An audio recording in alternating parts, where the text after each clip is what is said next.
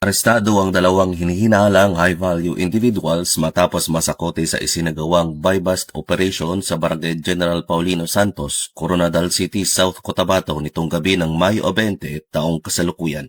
Isinagawa ang operasyon ng mga tauhan ng Coronadal City Police Station City Drug Enforcement Unit, katuwang ang South Cotabato Police Provincial Drug Enforcement Unit, South Cotabato Police Intelligence Unit, 1st South Cotabato Provincial Mobile Force Company, at sa koordinasyon mula sa PDEA 12. Nasamsam sa operasyon ang tinatayang 150 grams ng hinihinalang shabu na aabot ng mahigit kumulang 1.2 million pesos. Isinagawa ang inventaryo ng mga ebidensya sa harap ng mga sospek at kinakailangang mga witness alinsunod sa itinakdang proseso sa anti-illegal drugs operations. Nahaharap ang dalawang sospek sa kasong paglabag sa Section 5 at 11, Article 2 ng Republic Act 9165 o ang Comprehensive Dangerous Drugs Act of 2002. Samantala, patuloy namang pinaigting ng South Cotabato Police Provincial Office ang kampanya kontra iligal na droga bilang bahagi ng pagpapanatili ng kapayapaan at kaayusan sa lalawigan.